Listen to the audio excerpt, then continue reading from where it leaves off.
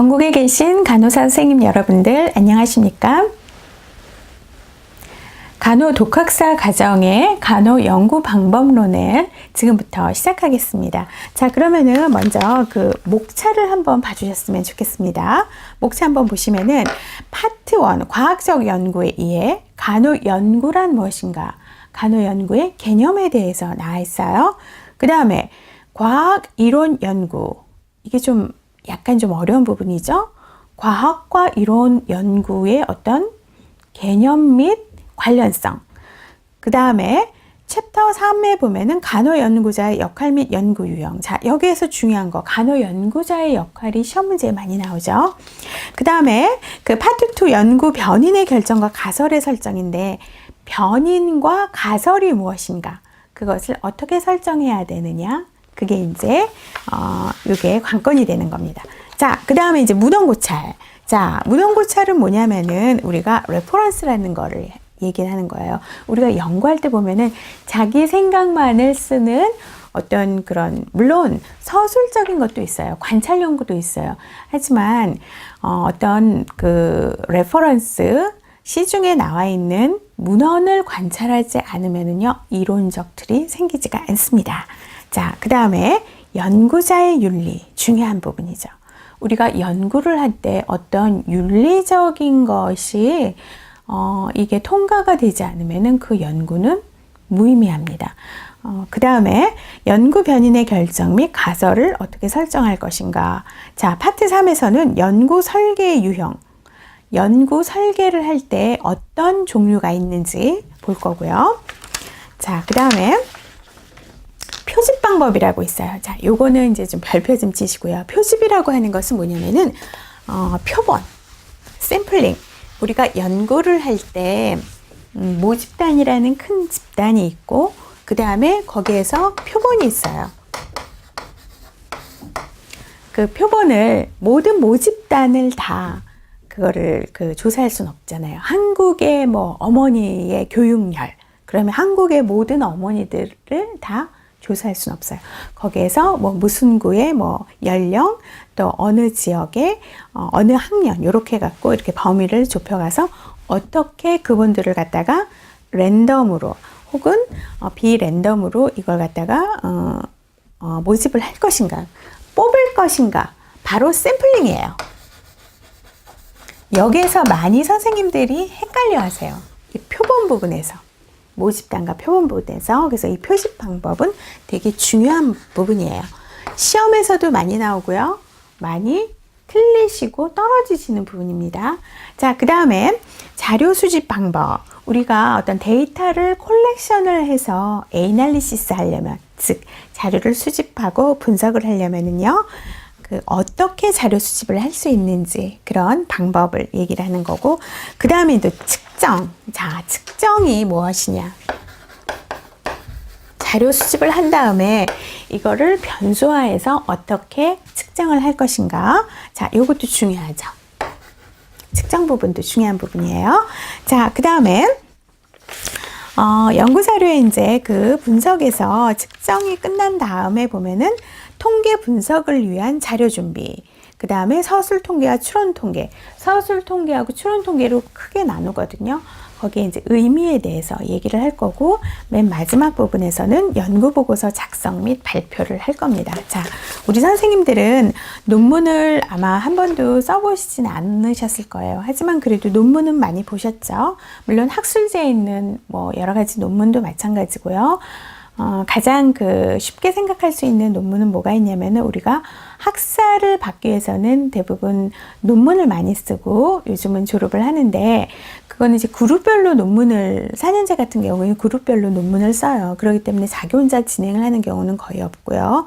학사를 하고 나서 그 다음에 대학원을 가서 석박사 논문을 쓸 때 이 연구, 간호 연구에 대해서 어떤 기본적인 개념이 없으면은 그때 가서도 통계학이나 간호 연구 방법론을 배우긴 하는데요. 학사 과정에서 간호 연구를 배우지 않는 한 거기에서는 너무 힘들어 하세요. 그래서 여기 저하고 할 거는 제가 꼭 외우라고 하는 거, 꼭 이 부분은 꼭 아셔야 됩니다 라고 하는 거는 꼭 아셔야 되고요. 이 부분은 한두 번만 읽어보시면 됩니다 하고는 그냥 지나가시면 돼요.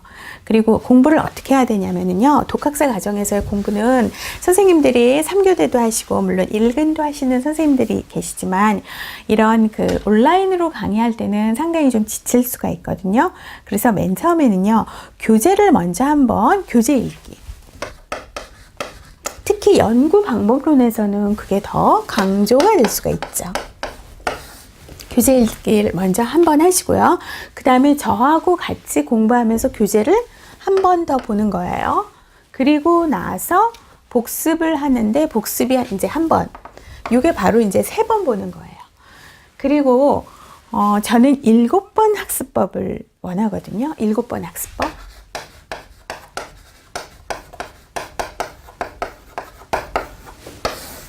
어떤 연령층이라도 7번 학습법을 하신 분이면요.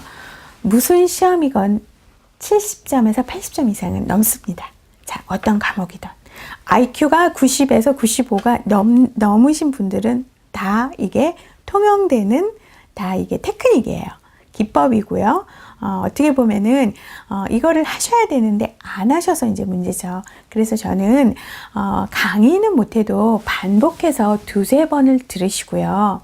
더 들으실 수 있다면은 뭐 이렇게 틀어놓고 다른 거를 하셔도 이렇게 계속 틀어놓으시는 것이 가장 좋고요. 그 다음에 교재만큼은 한 7번을 읽어보시는 게 가장 좋은데 만약에 내용을 한 3번 정도 봤으면은 제가 이 부분은 좀 별표 치셔야 합니다 하는 거는 꼭 7번을 갖다가 보셨으면 합니다. 자, 그래서 이렇게 공부하시면은요, 맨 처음에 하는 게 좀 힘들어요. 한 번 듣기가 힘들죠? 2번 들을 때는, 아하, 맨 처음에 했던 그 개념을 지금 이해하는구나 하고 지나갈 수가 있어요. 그 다음에 3번째는 재미가 생겨요. 4번째, 5번째는 내가 먼저 강의 듣기 전에 먼저 이걸 갖다가 복습을 하게 됩니다. 자, 그래서 꼭 시험에 합격을 하셔야 되죠. 자, 시험 합격 전략을 제가 말씀드린 거예요. 자, 어느 정도의 목차와 그 다음에 공부 방법을 설명해 드렸습니다. 그렇다면은 이제 본문으로 들어가서 우리 공부해 보도록 합시다. 자, 간호연구란 무엇인가? 챕터 1. 간호학과 간호연구, 간호학 이렇게 되어 있어요. 자, 여기에서 뭐냐면요. 간호학의 개념을 먼저 아셔야 돼요. 우리가 어떻게 보면은 평생 간호사 하지 않으려고 했는데 지긋지긋해서 그쵸? 아우 정말 너무 싫어서 또 환자 보호자 보는 것도 너무 싫어서 하려다가 또 그만두신 분도 있지만 또 다시 또 생활전선 찾아서 아니면은 내 의미를 찾아서 내 가치를 찾아서 다시 복귀하시는 분들도 많이 있어요. 그렇다면은 우리가 맨날 간호 하면서 학교 때부터 배웠던 그리고 지금도 하고 있는 간호란 무엇인가? 자, 건강을 주 개념으로 하는 거죠. 간호에다가 사이언스가 붙여서 간호학 혹은 간호과학이라고 해요. 자, 그렇다면은 간호라고 하는 것은요, 돌봄. 이게 주 개념이에요. 가장 중요한 거죠. 간호사의 역할 중에서 보면 우리가 옹호자의 역할, 교육자의 역할, 또 뭐 관리자의 역할, 여러 역할이 있어요. 근데 그 중에서 가장 중요한 거는 뭐냐면 돌봄의 역할이에요. 헬핑 아트라고도 하죠. 그죠? 헬핑 아트라고도 하는데 어쨌든 돌봄을 주 개념으로 하면서 인간에게 어떻게 건강을 주는 거예요. 혹은 건강을 주 개념으로 하면서 돌봄을 주는 게 바로 간호입니다. 다시 한번 말씀드려요. 간호란 무엇인가 라고도 예전에 문제가 한번 나온 적이 있었어요. 간호란 무엇인가? 건강을 주 개념으로 하면서 돌봄을 제공하는 것이다. 혹은 돌봄을 주 개념으로 하면서 건강을 돌보는 것이다. 그것도 맞는 거예요. 자, 간호는 2번 보세요. 실무 중심으로 발전해 왔어요. 실무 중심으로 발전을 했는데 이게 실무 중심이 뭐예요? 대부분 임상 중심이었죠. 임상 중심, 병원, 아픈 사람 위주. 그러다가 지금은 이제 예방 측면으로 많이 바뀌었어요. 이 실무 중심의 간호가 예전에는 전문직이라는 소리를 별로 듣지 않았는데 전문직이 되기 위해서 여러 가지 요건이 필요했어요. 그 요건이 필요한 것 중에 하나가 뭐냐면은 연구예요. 자, 전문직은 끊임없이 연구를 해야 합니다. 그래서 이론을 만들고요. 그 이론이 다시 실무에 다시 부합되는 게 바로 전문직이에요. 특히 인간의 생명과 관련된 그 의료와 우리는 의료인이잖아요. 인간의 생명과 관련된 이 간호와 의료는요. 끊임없는 연구와 발전을 통해서 건강해지고 그 다음에 우리나라가 100세 시대가 이렇게 넘은 거죠. 자, 어쨌든 여기에서 중요한 건 뭐냐면은 실무 중심으로 발전해 왔는데 간호가 굳건히 자리매김하기 위해서 이론적 기초가 되고 또 검증할 수 있고 확장될 수 있기 위해서는 어떻게? 지식체, 이론에서 연구가 필요한데 거기에 지식체를 필요로 한다. 그래서 연구가 필요하다라는 거. 자, 지식체도 굉장히 중요한 단어 중에 하나죠. 지식체도 중요한 단어 중에 하나입니다. 자, 그 다음에 4번 한번 보세요. 간호는 실제적, 잠재적 건강 문제에 대한 인간의 반응을 진단하고 치료하는 것이다. 실제적, 잠재적 건강 문제에 대해서 진단하는 거. 실제적 건강 문제에서. 실제적 문제. 지금 현재 나타나는 거. 그 다음에 간호는 잠재적인 문제도 건드려야 돼요. 그쵸? 저 사람이 오래 누워있을 때 욕창의 가능성이 있다. 그러면 어떻게 해야 돼요? 욕창 예방 치료를 해야 되죠. 자, 그래서 여기에서 중요한 건 뭐냐면은, 그 동그라미 1번하고, 그 다음에 그 2번을 중요한 개념으로 보시면 돼요. 자, 그 다음에 간호의 이제 핵심 영역과 그 다음에 이제 간호학의 정의가 있는데 거기에서 플러스 그 두 번째를 보시면 됩니다. 환경과 관련하여 인간의 건강을 강조하는 관점에서 출발했으며, 자, 환경, 그 다음에 건강 나왔어요. 그 다음에 인간의 실제적 또는 잠재적 건강 문제에 대한 반응의 전 영역에 초점을 맞춘다. 즉, 실무 중심의 간호의 기반이 되는 지식체를 간호학이라고 한다. 자, 그럼 이 전에요. 실무 중심의 간호의 기반이 되는 지식체를 간호학이라 한다 얘기하기 전에 맨 처음에 나왔던 간호학의 정의에서 그 중요한 개념이 뭐냐면은, 자, 환경 나왔습니다. 환경. 인간은 환경을 떠나서는 존재할 수가 없죠. 환경. 그래서 환경관이라고도 해요. 간호이론에서 보면은. 그 다음에 건강. 인간, 건강. 건강관, 인간관, 환경관. 그 다음에 간호관. 요렇게 설립이 되는 거예요. 자, 이게 바로 간호학의 정의예요. 그러면서 이게 나중에 실무 중심으로 가는 것. 이게 바로 간호의 정의다. 이렇게 해서 이해를 하시면 됩니다. 자, 그렇다면은 우리가 간호학과 간호 연구에 대해서 잠깐 얘기를 했으면은 간호학에 대해서 잠깐 얘기를 했으면 그 다음에 이제 간호 연구의 뜻은 무엇이냐면 기존의 간호학의 지식을 타당화시키고 발전시킨다. 이게 무슨 말일까요? 기존의 지식을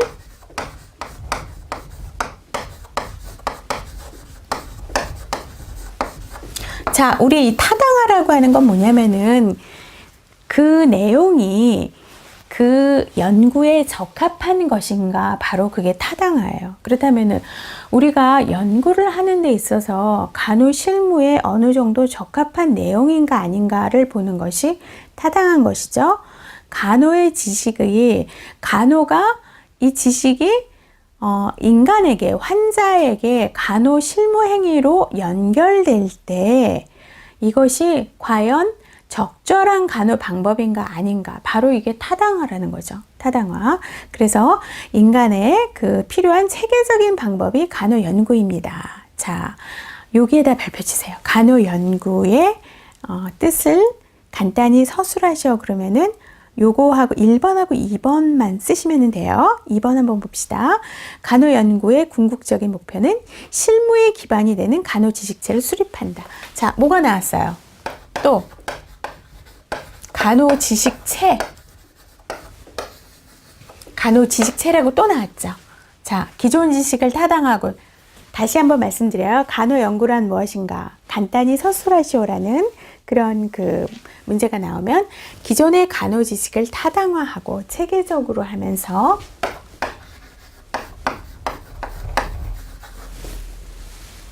간호의 지식체를 만드는 것, 간호의 지식체를 만드는 거 혹은 수립하는 거.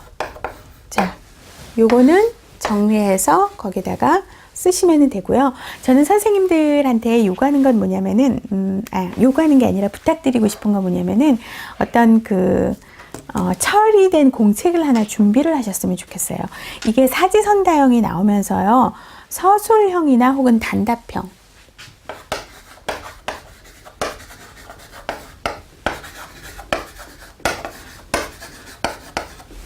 문제에서 많이 틀리거든요. 서술형 단답형은 그냥 말아야지 하면은 떨어질 수 있어요.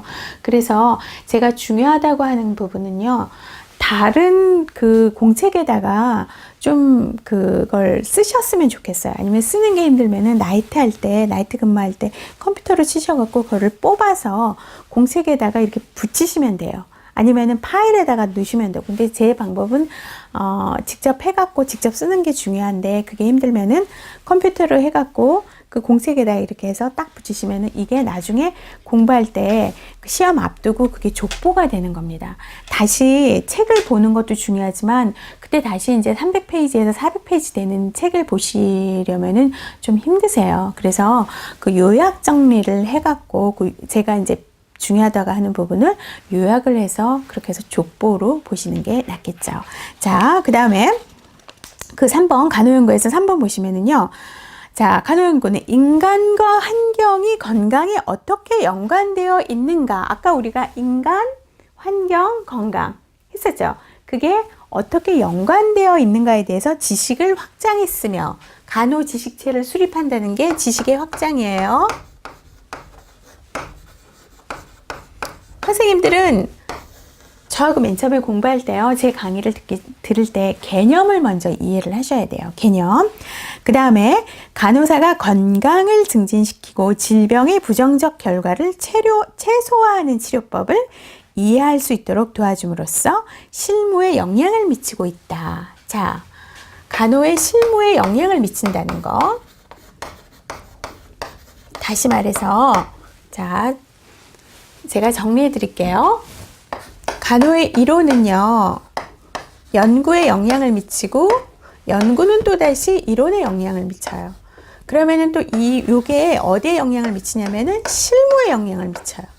간호 실무, 간호 프랙티스, 간호 현장에 영향을 미쳐서 이 간호 실무가 또다시 어떤 이슈를 줘서 이론을 만들고 또다시 연구에 이슈를 줄 수가 있어요. 세 가지가 복합적으로 돌아간다고 생각하면은 맞을 거예요. 자, 그렇게 해서 보시면 되고요. 그 다음에 간호사가 연구에 참여할 때 고려해야 할 점. 연구 대상자의 권리가 잘 보호되고 있는지 확인해야 되죠. 연구, 그러니까 피험자, 연구 대상자, 실험을 받는 사람들, 연구 대상자들의 권리는 뭘까요?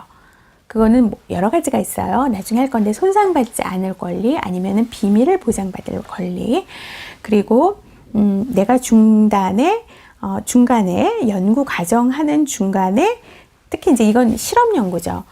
실험 연구하면서 이거를 내가 중간에 중단할 수 있는 권리, 그런 거에 대해서 잘 알 수 있어야 돼요. 간호사는 피험자의 권리에 대해서 잘 알려주고, 그 다음에 그거를 잘 습득할 수 있어야 되고요. 그 다음에 그 연구가 간호 지식체 형성에 얼마나 공헌을 하는지 평가받을 수 있어야 된다는, 모든 연구가 다 좋게 평가를 못 받아요. 왜냐하면 여기서 또 계속 나와요. 간호의 지식의 확장인 간호 지식체 형성에 얼마나 큰 영향을 주는지. 그래서 우리 보면은 좋은 연구는 어디에 이제 뭐 채택이 되고 학술지에 채택되고 거기에서 또 다른데 또 채택이 되고 인용이 많이 되잖아요. 그래서 간호 지식체 형성에 얼마나 공헌을 하는지 평가할 수 있어야 된다. 자, 그 다음에 간호 연구의 이제 필요성 및 영역을 한번 봅시다. 여기서 이제 큰 단위씩 들어가서 하면은 돼요. 먼저 전문적 지식체 형성. 자, 또 나와요. 간호 지식체 계속 나오죠. 그거는 잊어버리시면 안 돼요. 지식체 형성, 지식의 그 다음에 확장, 그 다음에 간호의 전문적 지식체 형성. 똑같은 말이에요. 간호 연구의 필요성. 왜 간호 연구가 필요한가? 간호의 지식체 형성. 그것도 뭐냐면은 전문적. 자, 그 다음에 우리가 전문적 지식체를 형성하려면은요, 여러 가지 실무를 개선하고 그 다음에 질 좋은 간호 서비스를 해줘야 되죠. 그러면서 최소한의 서비스를 제공함으로써 전문직의 위상을 높이려는데 그 필요성이 있어요. 그러면 이 지식체를 형성하면은 실무에 영향을 주고 결국은 간호의 질을 높여요. 그쵸? 자, 그 다음에 두 번째, 간호 범위를 규명을 해요.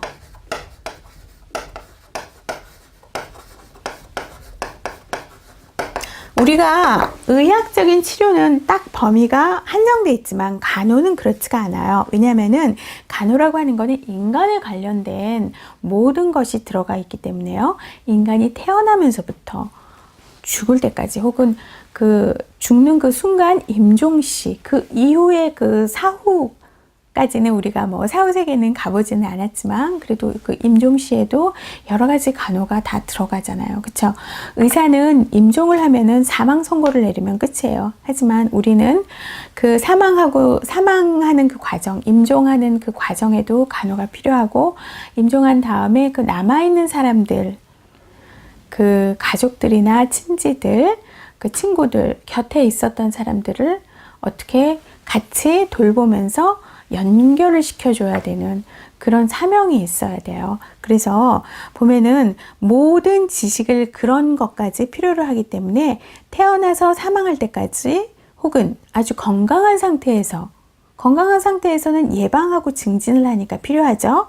위급한 상황까지 인간에 대한 모든 지식을 필요로 해요. 그래서 여기에서 보면은 간호의 경계를 분명히 하는 지식을 얻을 수 있고 독립적인 역할을 해준다는 거예요.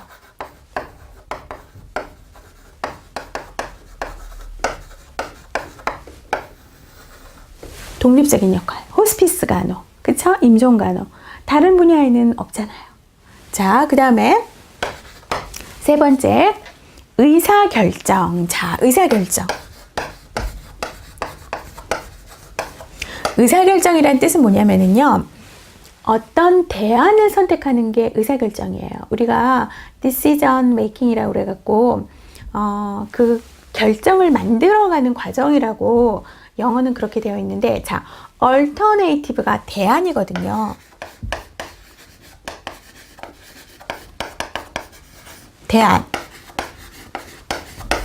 대안이라고 하는 건 뭐냐면은 최적, 여러 가지 결정권 중에서 결정사항이 여러 가지가 있어요. 내가 선택할 수 있는 최적의 선택을 하는 것. 근데 이거를 최적의 선택을 하지 못했을 경우, 선택을 했어도 최적이 안 됐을 경우에 딜레마에 빠질 수가 있죠. 자, 그 딜레마는 이제 간호윤리로 넘기고요. 어쨌든 우리가 이런 대안을 선택할 수 있는 게 바로 의사결정인데 간호 현장에서는 의사결정이 예전엔 없었어요. 왜? 오더 중심이었고 의사 중심이었으니까. 하지만 지금은 그렇지가 않습니다. 여러 가지 의사결정을 환자 입장에서, 옹호자 입장에서, 책임자 입장에서 하기 때문에 의사결정을 할 수 있는데 이 의사결정 하는데 많은 도움을 주는 것, 어떤 근거가 있어야 되거든요. 자, 베이스드, 라인이 있어야 돼요. 이런 근거를 제공하는 데 있어서 의사결정이 중요한데 이게 바로 간호 연구가 여기에 뒷받침된다는 거예요. 자, 그 다음에 네 번째, 간호 실무에 기여를 해요. 자, 제가 요거는 지울게요.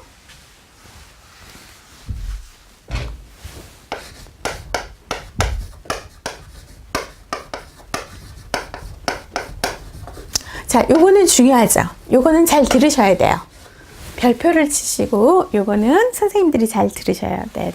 어떻게 해야 되냐면은 실무에 왜 기여를 하냐면 우리 헤파린 캡을 생각해 보셨나요? 헤파린 캡 계속 찌르고 또다시 찌르고 고통스럽죠. IV 라인이 많이 있는, 혈관이 좀 튼튼하고 IV 라인이 많이 있는 사람들 같은 경우에는 괜찮은데 그렇지 않은 사람들, 대부분 어떤 사람들일까요? 암 환자들, 그 다음에 병원에 많이 입원해 보셨던 분들은 혈관을 많이 썼기 때문에 요즘은 물론 뭐 PICC라든가 뭐 케모포트라든가 해서 암 환자들 같은 경우에는 그런 포트 라인을 삽입을 하기는 하지만 그렇지 않은 사람들한테 그 IV라든가 그런 주사를 많이 요법을 할 때 그때 중요한 게 혈관을 계속 찔러야 되는데 그때 그 고통은 이루 말할 수가 없죠. 그래서 헤파린 캡을 그거를 발명을 했어요. 헤파린 캡. 그때 맨 처음에 헤파린 캡을 할 때 헤파린을 썼어요. 헤파린 아시죠? 선생님들. 항응고제예요. 항응고제 너무 많이 들어가면 어떻게 돼요? 이게 우리가 출혈과 그 다음에 지혈에 영향을 미치는 게 항응고제잖아요. 그래서 그때 연구를 한 게 뭐냐면은 헤파린을 사용했을 때의 그 클롯의 정도와, 클롯이 되면 안 되잖아요. 막히면 안 되잖아요.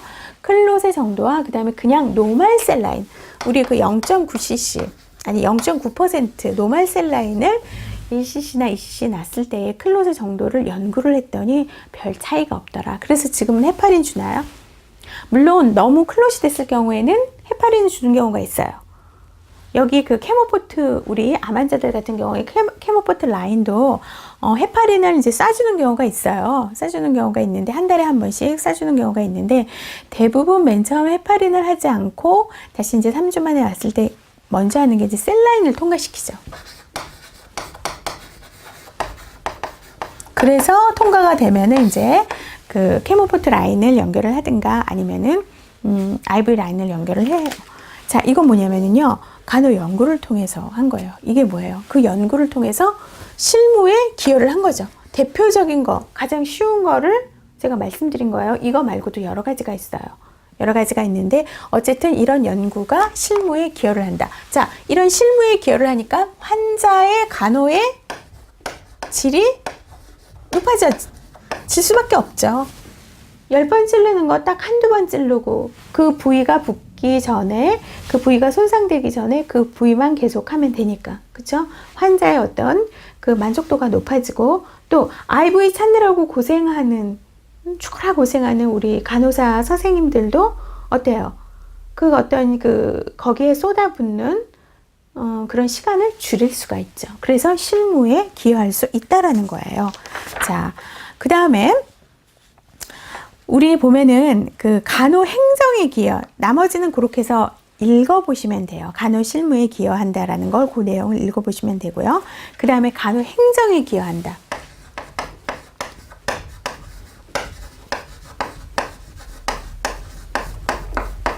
자, 요거는 그 교재를 보시면서 한번 봅시다. 간호 행정에 대한 연구는 가장 효과적인 방법으로 간호 인력을 조직하는 데 이용할 수 있다. 자, 맨 처음에 나온 게 뭐냐면은 간호 인력.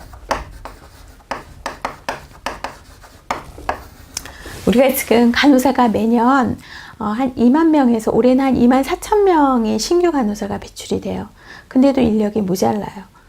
그건 뭐냐면은 처우 개선이 안 되기 때문에 그만두는 거죠. 그런 상황에서 계속 간호사 수만 늘린다고 간호사가 과연 병원을 안 떠날까? 계속 떠납니다. 자, 그러면은 이런 간호 인력을 맨 처음에 리크루트하고 모집하고 뽑아서 배치하는 것도 중요하지만 이걸 유지하는 게 더 중요한 거예요. 유지.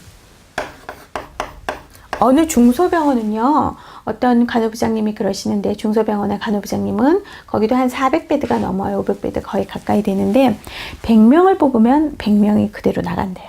자, 그래서 이런 인력을 어떻게 하면은 효율적으로 이거를 조직을 하고 조절을 해야 되나, 연구 방법에서 연구해서 할 수가 있죠. 그때 많이 나오는 게 요즘 간호사의 근로 개선과 처우 개선이에요.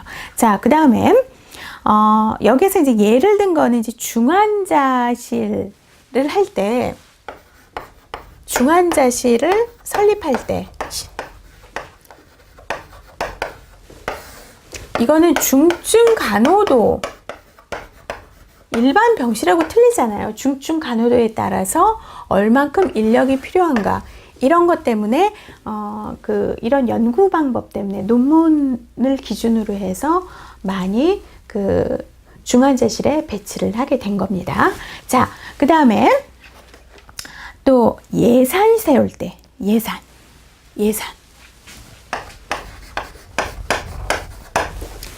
간호부장님이나 그 위에 간호원장님, 요즘 간호이사님도 계셔요.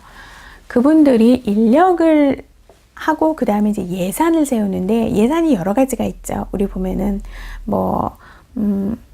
예를 들면 어떤 게 있을까요? 간호 유니폼을 맞춰야 된다든가, 아니면은 또 워크숍을 가야 된다라든가, 그런 것도 연구를 통해서 한 어느 정도 필요한가 하는 거를 근거를 내세워야 돼요. 그게 바로 이제 예산 세우는데 도움이 되는 거고요. 그 다음에 세 번째 보세요. 자, 이거는 건강, 예방적인 중재와 건강 유지에 대한 중요성이 가장 강조됨에 따라서 건강관리 체제의 유형에 따른 효과, 제공된 간호 형태에 따른 효율성, 그리고 환자의 만족도에 대해 조사할 기회가 점차 늘고 있다. 자, 요거는 어떻게 정리하시면 되냐면요. 간호 실무하고 연결을 하시면서 간호 행정 파트에서 간호 형태에 따른 환자의 만족도,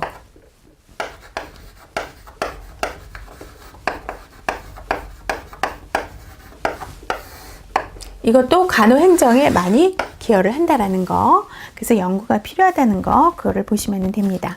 자, 그 다음에 5번에 4번 보면은요, 손 씻기가 나와요. 손 씻기. 이런 모든 예산이나 인력이라든가 이런 게 간호 행정에 기여하면은 결과적으로는 어디에 기여를 하는 거예요?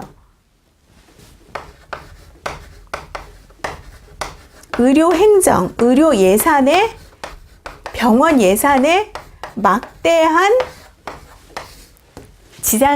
영향을 주고 지장을 초래하죠. 왜? 간호 인력이 병원에서 차지하는 인력 퍼센테이지가 40에서 50%가 넘으니까요. 그래서 이거는 굉장히 중요한데, 여기서 손 씻기가 예로 나왔습니다. 손 씻기 굉장히 중요하죠. 교차 감염을 예방하는 데 있어서 손 씻기만큼 중요한 게 없어요. 근데 우리 병원마다, 우리 메르스 전후로 해서 틀린 게 뭐냐면은, 병원마다 패드마다 지금 뭐가 있냐면은 물 안 닦고 겔 있죠. 손 닦는 겔이 있어요. 손 닦는 겔, 그것도 굉장히 비싼 건데, 손 닦는 겔이 다 패드마다 있는 이유가 뭐냐면은, 물론 병원 감염을 예방하기 위해서 하는 거예요. 근데 그냥 손만 씻고 하면 되는데, 간호사들이나 아니면은 다른 환자 보호자들이 손 씻고 오겠어요? 귀찮아하는 거 싫어하잖아요. 특히 한국인들. 아주 손쉽게, 빨리 손쉽게 자기가 효율적으로, 효과적으로 낼 수 있는 거를 되게 좋아하는 게 우리 민족의 특성이에요. 그래서 모든 IT가 이렇게 발달을 했는데, 어쨌든 연구 결과 손 씻는 것보다 병원에다가 그런 손 씻는 겔을 설치를 해놨더니 병원의 감염률이 훨씬 떨어지더라. 병원에서 미쳤다고 그렇게 돈 많이 들여서 거기에다가 그 겔을 넣겠어요? 그 겔을, 손 씻는 소독 겔을 설치하기 전과 후에 병원 감염률이 뚝 떨어지니까 병원에서는 이익이 되더라. 자, 이것도 연구에서 나온 거예요. 아셨죠? 그래서 간호 행정에 기여한 부분인데, 예전에 주관식 서술형으로 어떤 문제가 나왔냐면은, 간호 연구가 간호 실무에 많이 기여를 하는데 그 중에서 한 가지만 골라서 서술하시오가 나왔어요. 그리고 또 하나는 간호 행정에 기여한 부분을 간단히 서술하시오라고 나왔거든요. 그러니까 요거를 별표를 치시고요. 선생님들은, 자, 간호 행정에 기여를 했는데 어떻게 했냐면은 인력 조절, 인력 혹은 인력을 갖다가 어디에다가 그 인력 보급할 때, 인력을 유지할 때 중요한 거고. 자, 두 번째, 예산을 세울 때 근거 자료가 된다. 자, 그 다음에 세 번째, 환자의 만족도가 그 높아진다. 간호의 질이 높아져서. 그 다음에 네 번째, 그 어떤 그 손 씻기 교육. 특히 어떤 간호 인력이 효과적인 태도를 취하게 하는데 유용한 자료가 된다. 그 예를 들어서 그 손 씻기. 그 네 가지를 쓰면 되고요. 또 한 가지를 쓰려면은 간호사의 만족도.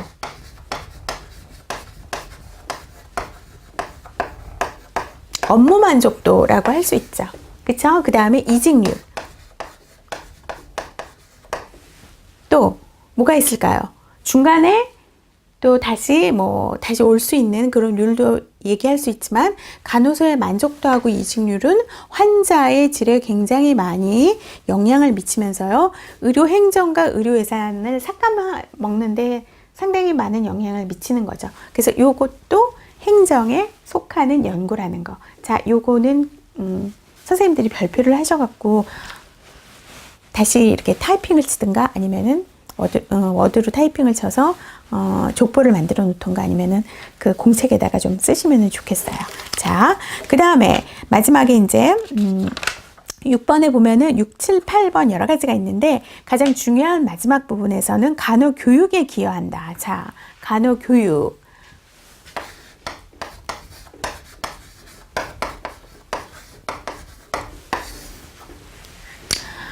프로그램을 만들고 교과 과정의 내용을 발전시키고 새로운 교수 방법을 구상함에 있어서 연구의 결과를 활용한다. 요즘은요, 간호교육이 이런 어떤 칠판 강의도 있지만 우리가 실습을 나갈 때 실습할 수 있는 기회가 거의 없어요. 그거는 이제 환자 보호 측면에서. 그래서 세운 게 뭐냐면은 시뮬레이션.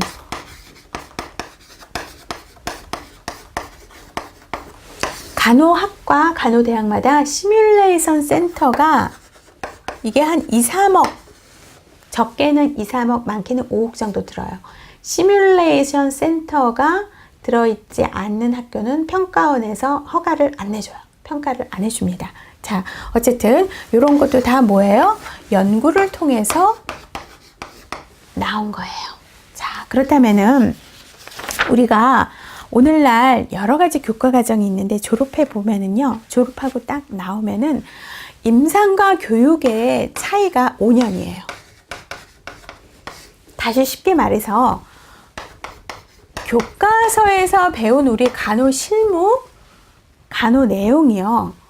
병원에서는 이미 그 기계를 쓰지 않고 있어요. 그만큼 5년의 갭이 있다는 거예요. 우리가 교과서 그 개정을 물론 출판사가 3년에서 이제 5년마다 하고 그게 이제 기본이긴 하지만 이제 다른 출판사는 뭐 1년인가 뭐 2년마다 하는 계속 개편을 하는 이유가 뭐냐면은 임상과 임상 실무와 그 다음에 그 교육 간의 그 괴리가 굉장히 갭이 크다는 걸, 그래서 연구가 필요하다는 거예요. 이런 연구를 통해서 교육 과정을 어떻게 개선을 해야 된다는 게 굉장히 중요한 거죠. 그래서 여기서 보면은 간호교육자들은 연구 결과에 의해서 교육 과정의 내용을 첨가하거나 수정한다. 바로 이 내용이에요. 그러면서 다중매체를 활용한 강의 방법이 학생들의 학업 만족도를 향상시킬 수 있고, 다중매체, 뭐 PPT나 아니면은 뭐 다른 컴퓨터, 요즘은 초중고도 그렇게 할 수 있죠. 그 다음에 시뮬레이션을 통해서 이런 그 교육과정 그 방법을 수정해 나가고 있는데, 이것도 다 간호 연구를 통해서 다 이것도 한다라는 거. 자, 그렇게 해서 하면 됩니다. 자, 여기까지 강의를 마치겠습니다.